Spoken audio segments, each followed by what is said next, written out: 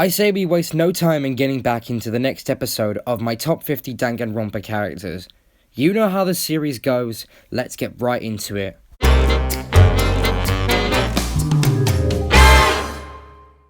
Miyu is funny. She exists primarily as a comic relief character and she succeeds in every manner.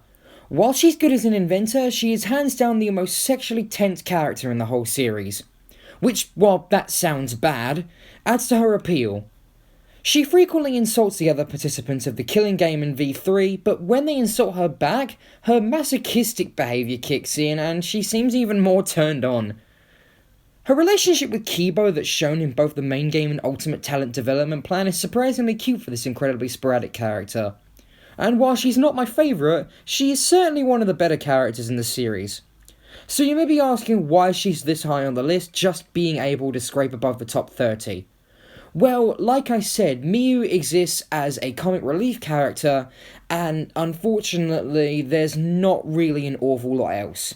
The only other thing I can think of is that she made a couple contributions to the game after her death, particularly when she invents things that helps the others escape, all to no avail unfortunately.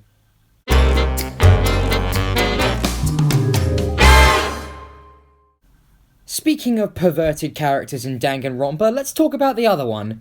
From one perv to another, we now have Teru Hanamura. Teru is one of the more dislikable characters in the series for very evident reasons. He's like Miyu and very perverted, but unfortunately not as funny. But surprisingly enough, and the reason he gets a bit higher than Miyu, is he has a lot of good points. He was the first killer in the first case of Danganronpa 2, and kudos to him, it was a lot more interesting than Leon's was. He also had a pretty justifiable motive in that case, wanting to both escape the island so he could go and help his unwell mother at their diner, and wanting to kill Nagito, who he believed was planning a crime himself. Unfortunately, fake Togami got the wrong end of the stick, or rather the sharp end of the skewer, and even after Teru was found out to be the culprit, he clearly felt incredibly guilty, as he was more accepting of his death than Leon was. He's not as bad as he first seems, and also he's voiced by Todd Habercorn, which gets him bonus points.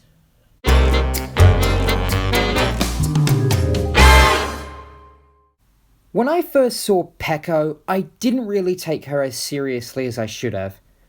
This was primarily because A, her name was funny, Peko Yama, B, she looked like every cliche anime female protagonist, and C, despite the fact that her talent as ultimate swordswoman is cool, it was just funny to me.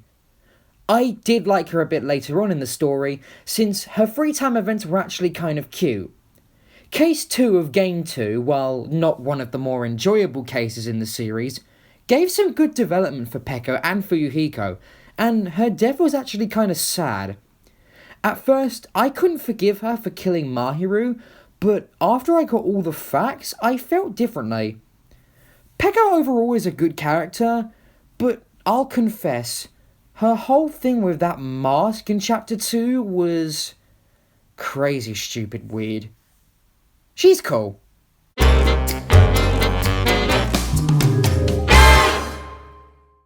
There are going to be a lot of people out there who are going to be confused and upset as to how and why Sonia just so barely managed to be left out of the halfway mark. But hear me out. Sonia was one of the characters that confused me initially. All I gathered was that Sonia was a princess from a fictional European country called Nova Selic, where there were a lot of ridiculous things happening there, like weird animals and how everyone watches anime and stuff. Initially, I believed Sonia to be a funny and kind of pointless character, and it was nice of the game designers to experiment with the idea of the foreign exchange student, but like I said already, I initially thought that Sonia wasn't contributing to the cases enough. After a while though, I realised that this wasn't actually the case, and that Sonia had a lot of good points, particularly in terms of how humorous she is as a character. And one of my favourite parts of Danganronpa 2 is her relationship with Gundam Tanaka and Kazuichi Soda, as well as pretty much all the other characters. Also, it's always been weird to me how she obsesses over everything, particularly things like serial killers, but hey, it's laughable.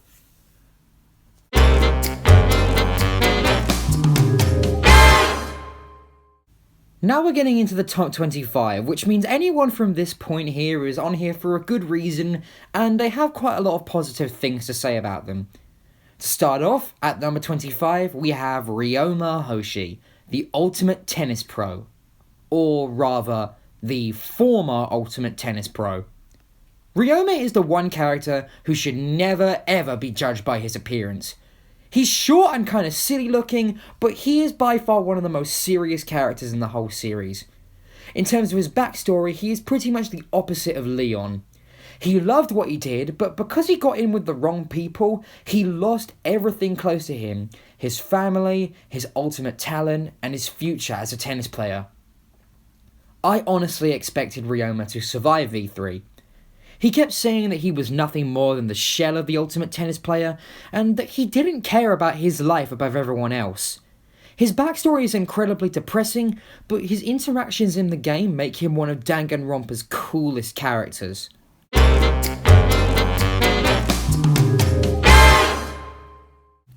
It's the man that everyone was waiting for. It's none other than Byakuya Togami.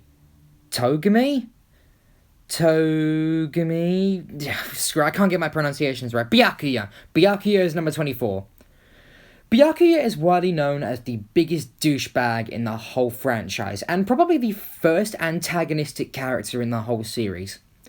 He was very much disliked by the cast of the first game, as he didn't want to get along with any of them, and even caused issues for them on the same level as Nagito and Kokichi do in Danganronpa 2 and V3. This is particularly evident in Case 2, where he crucifies Chihiro's body to make it look like the culprit was Toko as Genocide Jack. Of all the students in the first Killing game, Togami initially is the only one who seems to be enjoying the position he's in. After Makoto bests him in Case 4, however, he becomes a lot more willing to help, and he even becomes a reliable member of Future Foundation when they finally escape. He's initially a very unlikable character, but he becomes a better person as the series progresses, and that's nice. I like a good redemption story from a character.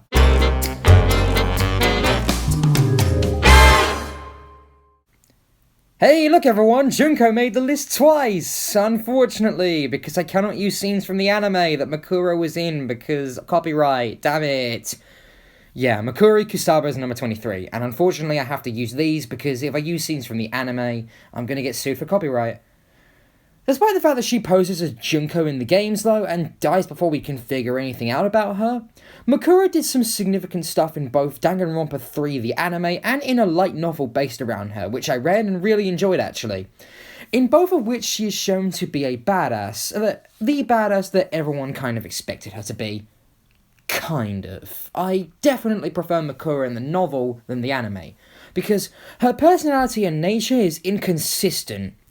In the anime, she seems kind of lustful towards Junko and masochistic as well, but in the novel, she has the guts to stand up to her. Of all the mysterious characters in Danganronpa, like Rantaro and the Ultimate Imposter, the characters that we don't know much about, Makura is probably my favourite.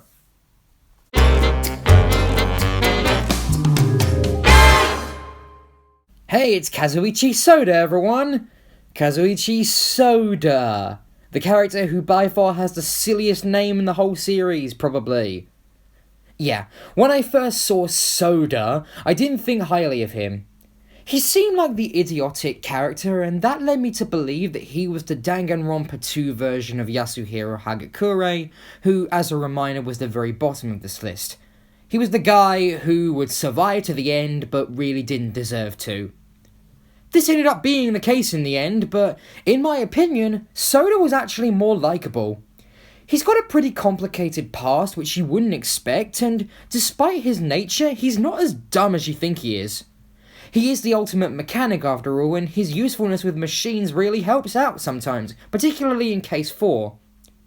I'll admit, the fact he kept going after Sonia and trying to ask her out and always getting shut down and always coming back got kind of irritating, but it led to some of the more entertaining parts of the second game, so why complain? While he unfortunately misses out on the top 20, at least he came close. I don't think anyone's really going to complain about his position on this list though. Certainly not as badly as people are going to yell at me for number 21.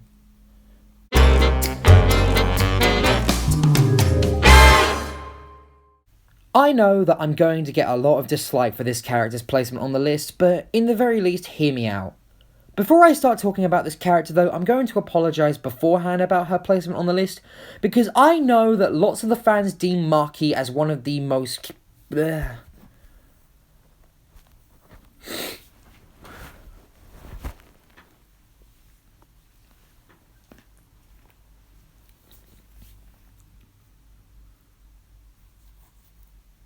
I know I'm going to get a lot of dislike for this character's placement on the list, but in the very least, hear me out. I will apologise beforehand about Maki's placement on the list, because I know that the fandom deems her as one of the greatest characters in the whole series, and for good reason. The problem is, I don't feel as strong about Maki as most of the fans of the series do, but that by no means I don't like her. I think she made for a pretty good character to symbolise the more serious elements of the series, Danganronpa V3, compared to the likes of Kaito and Miyu in the very least, but there's some sweetness beneath her too. Even though Chapter 2 ended with us finding out she was the ultimate assassin from Kokichi, she could still be the ultimate child caregiver if she chose. My favourite part of her is her relationship in the game with Kaito and Shuichi, and her detest for Kokichi, which was some of the more wholesome parts of V3. I do kind of wish she had more interactions with Kaido though, and if she did, maybe she'd be a bit higher on the list. There isn't really much else I can say, and I know that Maki is popular, but I'm sorry.